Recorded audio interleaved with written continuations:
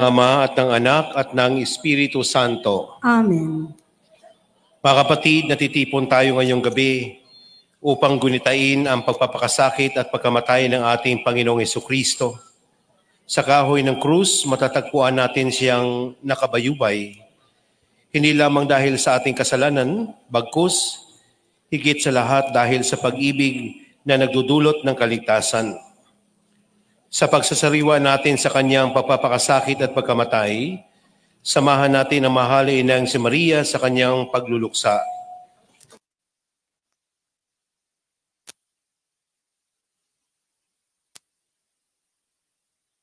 Sa kaluwalhatian ng muling pagkabuhay.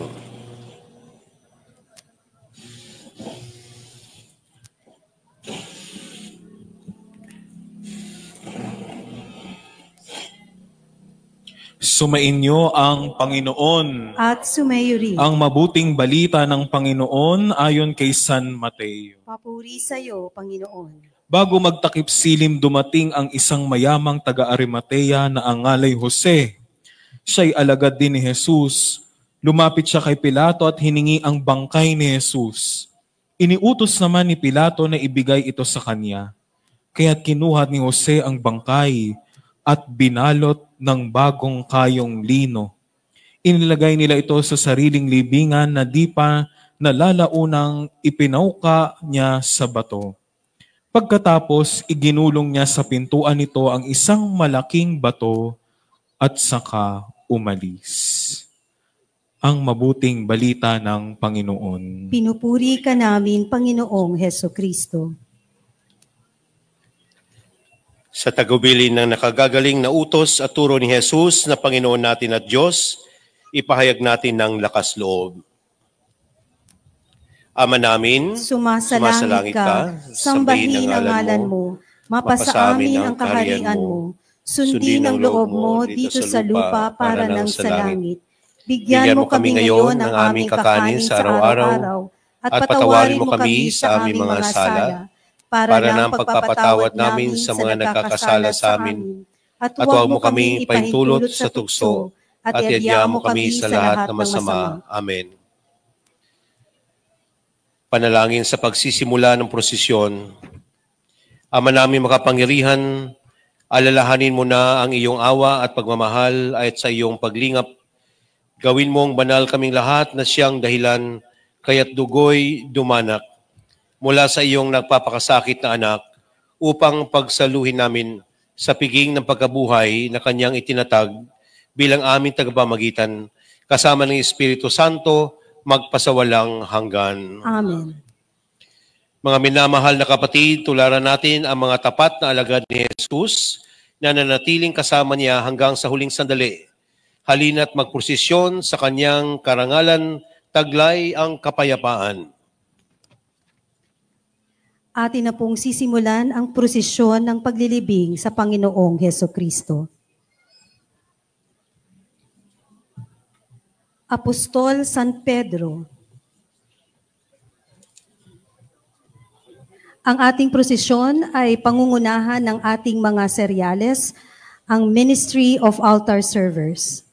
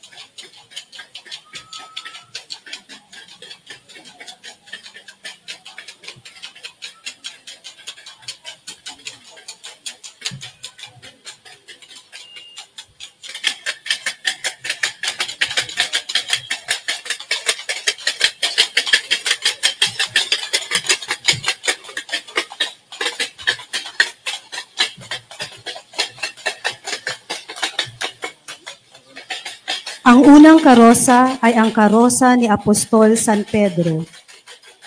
Si Apostol San Pedro ay tinatawag na prinsipe ng mga apostoles dahil sa kanyang ginampanang tungkulin bilang leader ng mga apostoles at lalo't higit dahil sa pagtatalaga sa kanya ni Jesus bilang bato na siyang saliga ng simbahan.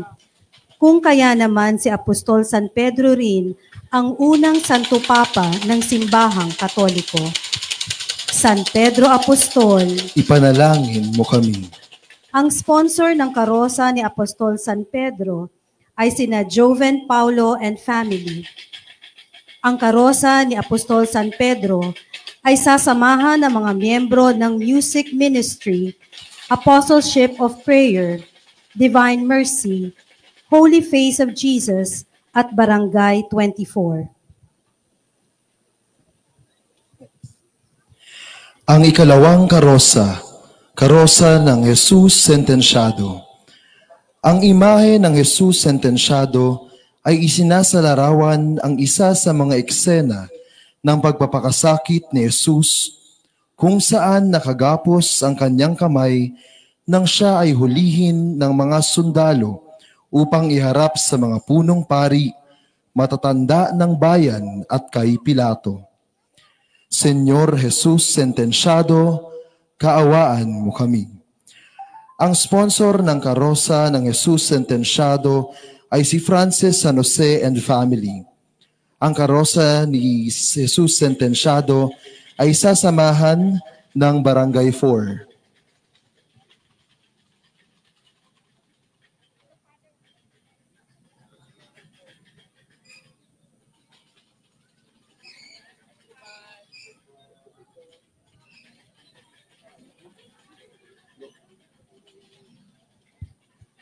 Ang susunod na karosa ay ang karosa ng Nazareno.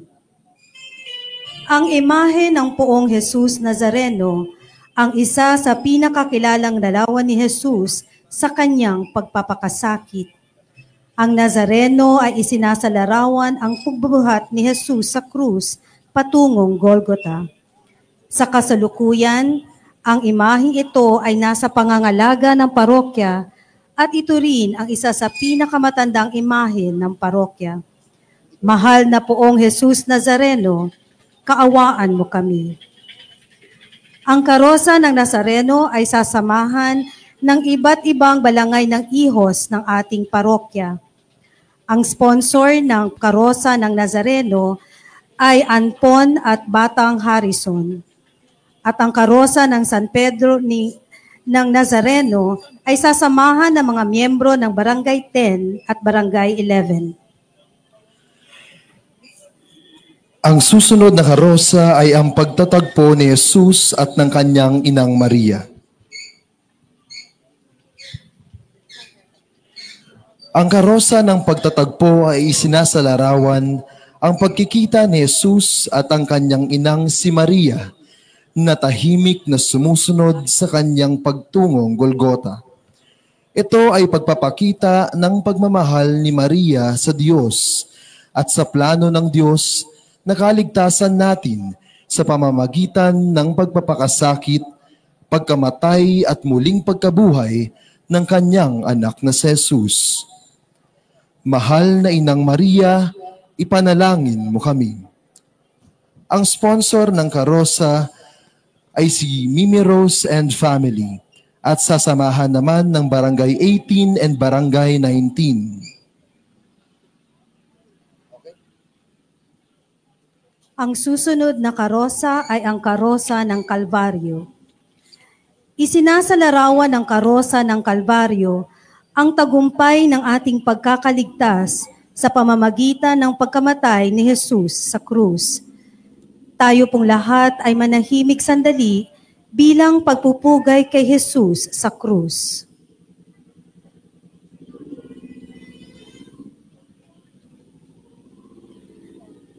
Panginoong Jesus na napako sa krus dahil sa aming mga kasalanan, kaawaan mo kami. Ang sponsor ng karosa ng Kalbaryo ay sina John and Hilda Brad and family. Ang karosa ng Kalbaryo ay sasamahan ng mga miyembro ng Couples for Christ, Family and Life Ministry, Parish Finance Council, Education Ministry, Barangay 14 and Barangay 15 at Batang Harrison. Ang susunod na karosa ay ang pagtanggap ni Maria sa bangkay ni Jesus.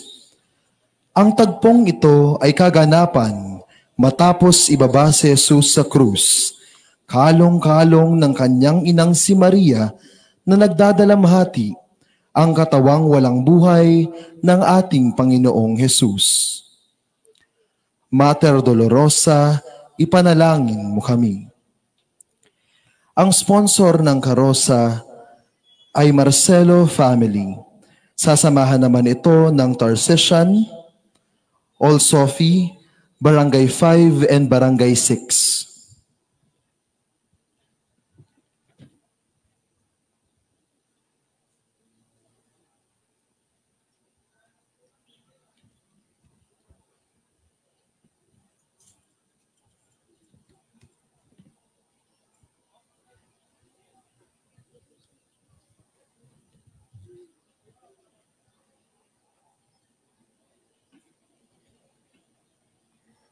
Ang susunod na karosa ay ang karosa ng banal na krus.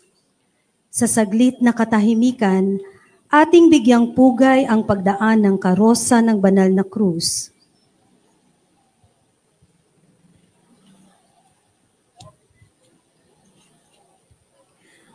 Ang krus nooy simbolo ng parusa sa mga kriminal, pagmamalupit ng mga Romano at kawalang kahihiyan. Ngayon, para sa atin ay simbolo ng kaligtasan, pagmamahal at walang hanggang pag-ibig ng Diyos. Sinasamba at pinupuri ka namin, O Kristo, sapagkat sa pamamagitan ng iyong krus ay sinagip mo ang mundo. Ang sponsor ng karosa ng banal na krus ay Cuyegkeng Neighborhood at Barangay 1, 2, and 3.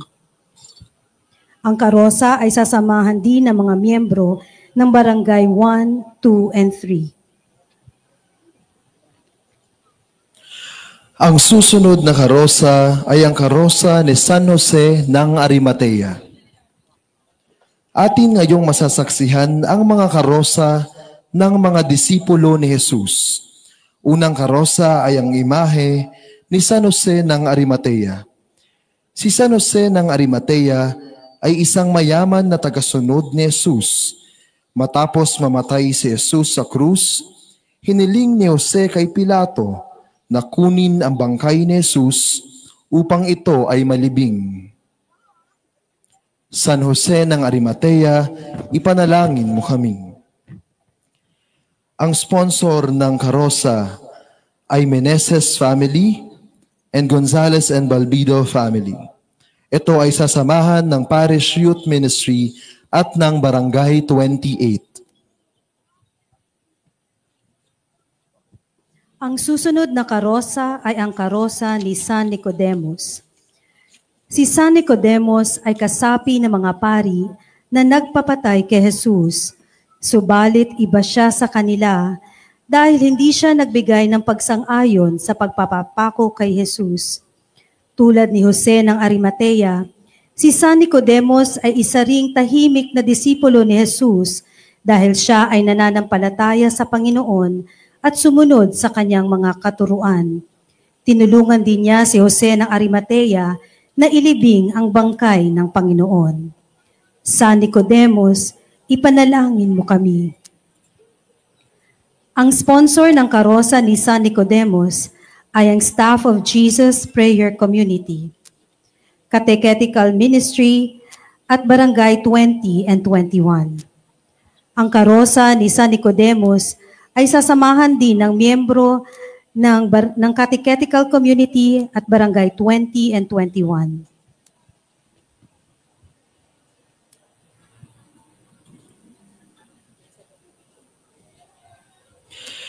Ang susunod na karosa ay ang karosa ni Santa Maria Salome.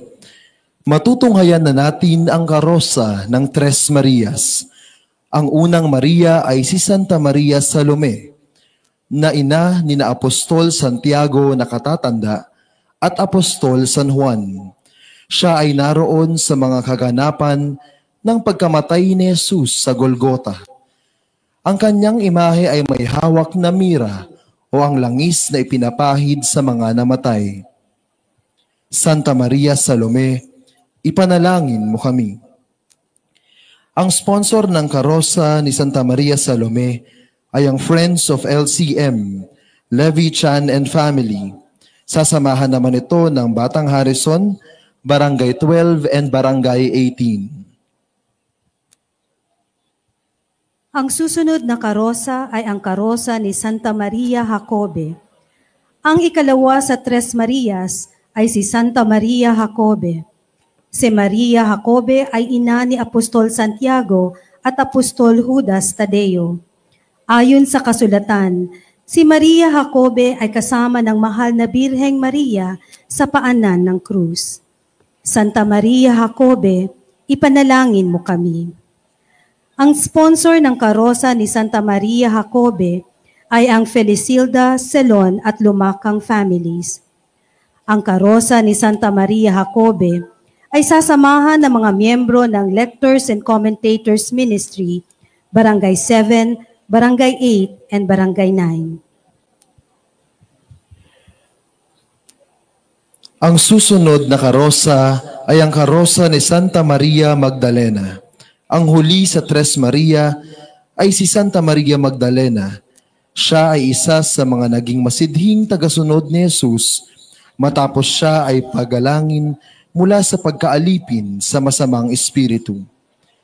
Bilang pagpapakita ng kanyang labis na pagmamahal at pasasalamat kay Jesus sa pagbago sa kanyang buhay, sinamahan ni Maria Magdalena si Jesus hanggang sa kanyang pagkamatay sa krus.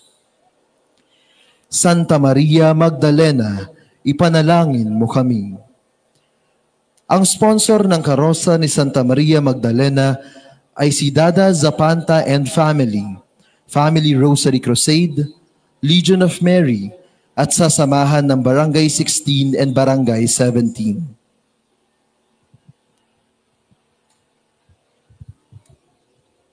Ang susunod na karosa ay ang karosa ni San Juan Evangelista.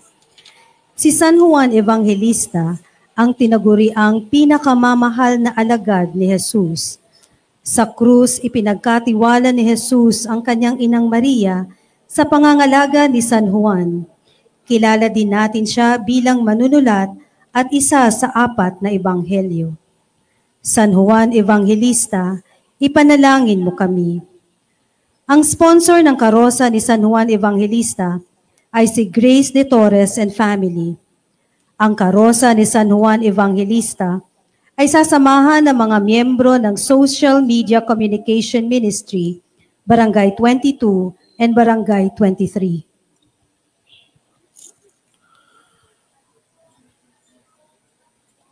Ang susunod na karosa ay ang karosa ng Santo Sepulcro. Tahimik nating parangalan ang pagdaan ng imahe ng Santo Sepulcro.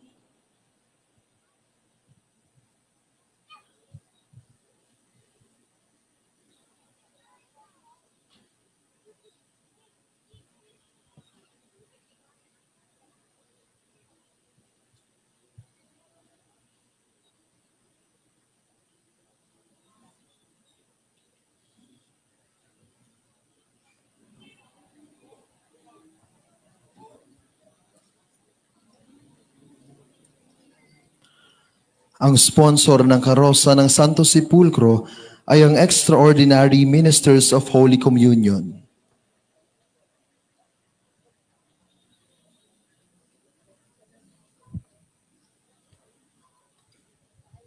Ang huling karosa ay ang karosa ng Mater Dolorosa. Ang huling karosa ng Mater Dolorosa, tayong lahat ay manahimik sandali at makiisa sa pagluluksa ng mahal na ina.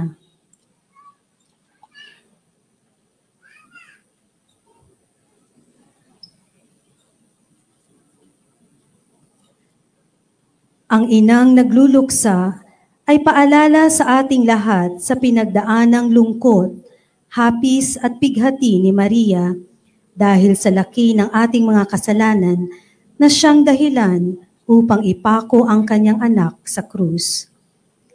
Ina ng hapis, ipanalangin mo kami. Ang sponsor ng karosa ng Mater Dolorosa ay si Mogs Angeles and Family at Levi Chan and Family. Ang karosa ni Mater Dolorosa ay sasamahan ng mga miyembro ng Benjas, Ministry of Hospitality, Bea Sisters, and Barangay 25.